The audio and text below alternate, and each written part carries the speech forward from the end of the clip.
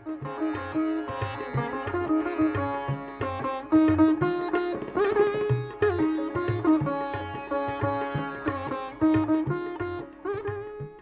छात्रों,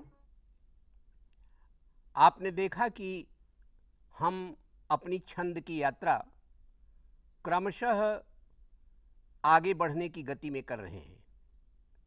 पहले हमने अनुष्टुप का परिचय प्राप्त किया, जिसके प्रत्येक चरण में 8 अक्षर थे। फिर इंद्र बज्रा, उपेंद्र बज्रा और उपजाति का परिचय प्राप्त किया, जिसमें 11 अक्षर थे। फिर वंशस्थ की ओर आए, जिसमें 12 अक्षर थे। फिर बसंत तिलका की ओर आए, जिसमें 14 थे। अभी हमने मालिनी छंद के बारे में पढ़ा, समझा, जिसमें कि प्रत्येक चरण में 15 अक्षर थे। और अब आपका परिचय हम मंदाक्रांता छंद से कराते हैं, जिसके प्रत्येक चरण में 17 अक्षर होते हैं। 17 अक्षर लंबा ये छंद होता है। इसको उर्दू कविता में, गज़लों में इसको बहर कहते हैं। ये गज़ल इतने बहर की है, इतनी लंबाई की है। इसे अंग्रेजी में लेंथ कहते हैं। तो प्रत्येक चरण की एक अपनी लंबाई होती है, जो अक्षरों में नापी जाती है या गणों में नापी जाती है। तो मंदाक्रांता छंद, जिसका परिचय अब आप प्राप्त करेंगे, इसके प्रत्येक चरण में कितने अक्षर होते हैं? 17 अक्षर होते हैं। दूसरी बात ये बताऊं विद्यार्थियों कि संस्कृत में कुछ ऐसे कवि हैं, बड़े स्वनामधन्य कवि हैं, जिनको अपनी कविता के गुणों के नाते तो कीर्ति मिली ही, लेकिन वो अपने छंद के कारण बहुत ज़्यादा प्रसिद्ध हो गए। उस छंद को उन्होंने इतनी सफलता के साथ प्रयुक्त किया कि आज 2000 वर्ष बीत जाने के बाद भी जब कभी भी वो छंद का प्रसंग आता है, तो उन कवियों का नाम सबसे आगे उभर कर आता है। तो ऐसे संस्कृत के 2 बहुत ही प्रसिद्ध कवि हैं। एक तो कविकुल गुरु कालिदास हैं, जिनको प्रसिद्धि मिली अपनी मंदाक्रांता के कारण, और दूसरे हैं महाकवि भवभूति, जिनको प्रसिद्धि मिली उनके शिखरणी छंद के कारण। महाकवि कालिदास ने तो अपना एक जो खंडकाव्य है, जिसका नाम है मेघदूतम, उसका प्रारंभ ही उन्होंने मंदाक्रांता छंद से किया और पूरा काव्य उन्होंने मंदाक्रांता छंद में ही लिखा। इसमें एक यक्ष की कहानी है, जो नवविवाहित था, और नवविवाहित होने के कारण एक दिन अपने मालिक महाराज कुबेर के यहाँ वो प्रतिदिन पुष्प दिया करता था, लेकिन उसको पुष्प देने में देरी हो गई। इस बात से कुबेर बिगड़ गए, उसके ऊपर नाराज हो गए, और उन्होंने उसको शाप दे दिया कि 1 साल तक तुझे अपनी पत्नी से अलग होकर के, वियुक्त होकर के अलग रहना पड़ेगा। वो अभिशप्त होकर के बेचारा आया, रामगिरी आश्रम पर रहने लगा, और साल भर बीतने के बाद उसके शाप का अंत हुआ। तो पहली कविता में ही कालिदास इस कहानी का एक तरह से सूत्रपात करते हैं। कश्चित कांता विरह गुरुणा स्वाधिकारात् प्रमत्तः शापे नास्तंगमित महिमा वर्षभोगेण भर्तुः यक्षश्चक्रे जनकतनया स्नान पुण्योदकेषु स्निग्धच्छाया तरुषु वसतिं रामगिर्याश्रमेषु। देखिए किस प्रकार ये कविता मंद मंद गति से आगे बढ़ती है, और इसीलिए बच्चों इसका नाम ही हमारे आचार्यों ने लिख दिया मंदाक्रांता। मंदाक्रांता संस्कृत में यदि मैं इसकी व्याख्या समझाऊं आपको, तो मैं कहूँगा मंदम आक्रांतम गति ही यस्याह सा मंदाक्रांता, यानी जिसकी गति में मंदता हो, जो धीरे धीरे आगे बढ़े, उसे मंदाक्रांता कहते हैं। और देखो ये अनुभव करने की चीज है। आप देख रहे होंगे प्रत्यक्ष, आप पहले पुराने छंदों का स्मरण कीजिए कि जो गति आपने द्रुत विलंबित में देखी थी, शशि दिवाकरयोर्ग्रह पीडनम गज भुजंग मयोरपि बंधनम। कितनी गति थी, या जिस तरह की गति आपने भुजंग प्रयात में देखी थी, अच्युतम केशवम राम नारायणम, उस तरह की गति इसमें नहीं है। आप चाहें भी तो मंदाक्रांता को इतनी शीघ्रता से नहीं पढ़ सकते, इसमें धीरे धीरे आपको आगे बढ़ना पड़ेगा। कश्चित कांता विरह गुरुणा स्वाधिकारात् प्रमत्तः शापे नास्तंगमित महिमा वर्ष भोग्येण भर्तुः। वो वहां पर रह रहा है यक्ष, और यद्यपि वो जानता है कि बादल जो है एक निर्जीव पदार्थ है और वह चेतन की तरह, चेतन प्राणी की तरह कोई कार्य नहीं कर सकता, लेकिन फिर भी जैसे ही वर्षा ऋतु में उसने बादलों को उमड़ता देखा, उसे अपने घर की याद आई और उस बादल को वो संबोधित करके कहता है कि हे मेरे भाई, मेरा संदेश मेरी विरहिणी पत्नी तक तुम पहुंचा दो। वही कविता कालिदास की अमर कविता है मेघदूतम। तो कवि लिखता है, धूम ज्योति सलिल मरुताम सन्निपातः क्व मेघः संदेशार्था क्व पटुकर्णैः प्राणिभिः प्रापणीया इत्यौत्सुक्यादपरिगणयन् गुह्यकस्तं ययाचे कामार्ता हि प्रकृतिकृपणा चेतना चेतनेषु। ये है बच्चों मंदाक्रांता। आप देखें कि इसके नाम के अभिप्राय में और इस कविता में इस छंद की जो अक्षर की योजना है, दोनों में कितना तिल तिल साम्य है। जिस प्रकार की इसकी गति है, मंद मंद गति, उसी प्रकार का इसका नामकरण भी है।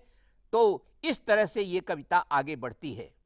और आप देखें कि जैसी ये कविता है, इसी प्रकार इसका लक्षण भी दिया गया है। मैं बार बार आपको स्मरण कराता हूं ताकि आपको ये न भूले कि हमारे आचार्यों ने प्रत्येक छंद का लक्षण भी इस प्रकार दिया है कि यदि आपको दूसरी कोई कविता न याद हो तो उस लक्षण को ही उदाहरण के रूप में उद्धृत कर दें, क्योंकि लक्षण में उदाहरण अपने आप आ जाता है।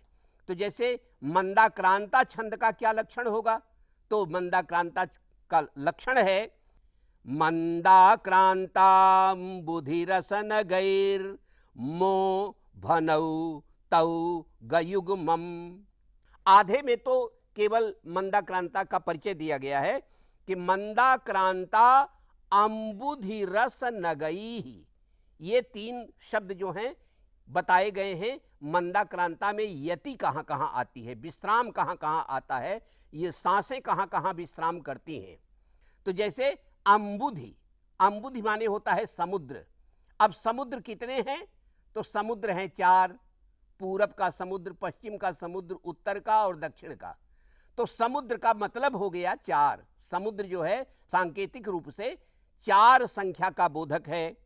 रस, रस कितने होते हैं, रस होते हैं 6, यानी खाने वाले जो रस हैं, काव्य के नहीं, काव्य के रस तो 9 होते हैं, लेकिन जो पाकशाला वाला रस होता है वो 6 प्रकार का होता है।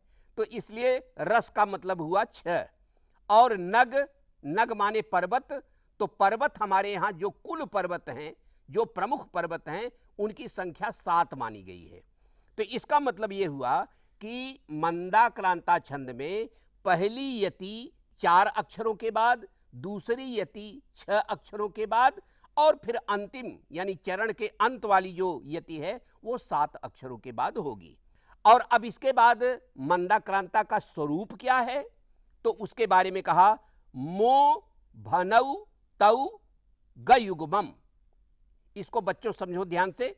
मो माने मगण, भनौ माने भगण और नगण, तौ, तौ माने 2 तगण, और गयुग्मम, और अंत में गयुग्मम माने गुरु अक्षरों का एक जोड़ा। मगण, भगण, नगण, तगण, तगण और 2 गुरु। मो अर्थात मगण, मगण का क्या स्वरूप होता है बेटे? मगण मस्त त्रिगुरु, मगण में तीनों अक्षर गुरु होते हैं। भनौ माने भगण और नगण, भगण का क्या स्वरूप है? भादि गुरु, उसमें आदि अक्षर गुरु होगा, बाकी दोनों लघु होंगे। नगण, नगण में तीनों जो है लघु अक्षर होंगे। और इसके बाद तौ, इसके बाद दो तगण आएंगे। तगण का क्या स्वरूप है? अंत लघुस्तः, माने अंतिम अक्षर इसमें लघु होगा और बाकी प्रारंभ के जो दोनों हैं वे दीर्घ होंगे। और अंत में फिर दो गुरु वर्ण आएंगे। अब इस आधार पर जब सारे गणों का स्वरूप स्पष्ट हो गया तो एक बार इसको आप पूरे चरण को गुनगुनाइए अपने मन में।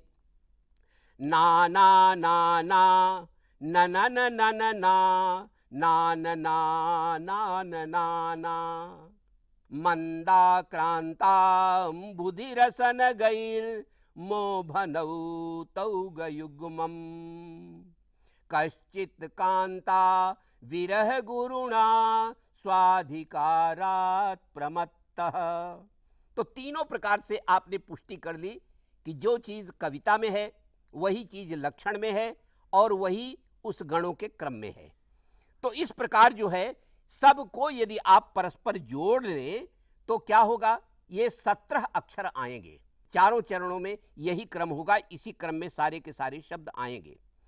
और जब आप कविता पढ़ेंगे, आप डूब करके एक बार मंदाक्रांता को पढ़ें तो अपने आप जो है पहली बार आपकी सांस चौथे अक्षर पर रुकेगी, फिर छठे अक्षर पर रुकेगी और फिर बाद में चरण का जब समापन हो जाएगा, अंत हो जाएगा, तब वो रुकेगी।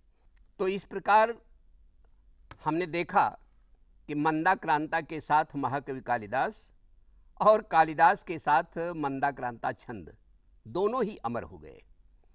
परंतु ऐसा नहीं है कि अन्यान्य कवियों ने इसका प्रयोग न किया हो। सच बात तो यह है कि आगे चल करके सैकड़ों की संख्या में जितने भी दूत काव्य लिखे गए, सारे दूत काव्यकारों ने अपने ग्रंथ में, अपने काव्य में मंदाक्रांता छंद का ही प्रयोग किया। और आज भी जो है मंदाक्रांता छंद लिखा जा रहा है। मैंने स्वयं अपने मृगांक दूतम काव्य में मंदाक्रांता का प्रयोग किया।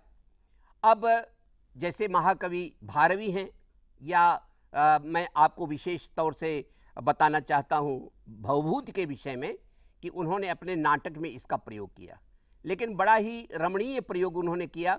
जब यज्ञ का घोड़ा राम का पकड़ा जाता है वहाँ लवकुश के आश्रम में, तो बच्चे आकर के परिचय देते हैं। पहली बार उन्होंने घोड़े को देखा है और उस घोड़े का बड़ा ही उपहासास्पद परिचय देते हैं। अब वो उन्होंने मंदाक्रांता में लिखा। पश्चात पुच्छम वहति विपुलम तच्च धूनोत्यजस्रम दीर्घग्रीवः सभवति खुरास्तस्य चत्वार एव शष्पाण्यति प्रकिरति सकृत् पिण्डकानाम्रमात्रान् किं व्याख्यानैर्व्रजति स पुनर्दूरमेह्येहि यामः। तो इस प्रकार के भी दृश्य आपको मंदाक्रांता में मिलेंगे। और अंत में मैं इसका समापन करना चाहूँगा फिर एक बार महाकवि कालिदास की एक ऐसी अमर कविता से जिसमें उन्होंने जीवन का संदेश दिया है कि सुख और दुख तो आगे बढ़ने वाले रथ के चक्के की तीलियों के समान हैं। जैसे तीलियां कभी नीचे तो कभी ऊपर, कभी नीचे तो कभी ऊपर आती जाती हैं, ऐसे ही मनुष्य के जीवन में सुख और दुख ये दोनों ऊपर नीचे आते जाते रहते हैं। अतएव दुख के आने से घबराना नहीं चाहिए। यही संदेश यक्ष अपनी प्रिया यक्षिणी को भेजता है। नन्वात्मानं बहुविगणयन् आत्मनैवावलम्बे तत्कल्याणि त्वमपि नितरां मागमः कातरत्वं कस्यात्यन्तं सुखमुपनतं दुःखमेकान्ततो वा नीचैर्गच्छत्युपरि च दशा चक्रनेमिक्रमेण। बच्चों, ये मंदाक्रांता का प्रसंग यहीं समाप्त होता है। अब हम आगे फिर एक नए छंद की चर्चा करेंगे।